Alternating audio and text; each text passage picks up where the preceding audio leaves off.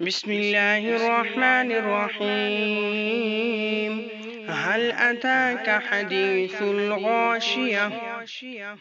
وجوه يومئذ خاشعة عاملة ناصبة تصلى نارا حامية تسقى من عين آنية ليس لهم طعام إلا من ضريع لا يسمن ولا يغني من جوع وجوه يومئذ ناعمة لسعيها راضية في جنة عالية لا تسمع فيها لاغية فيها عين جارية فيها سرر مرفوعة وأكواب موضوعة ونمارق مصفوفة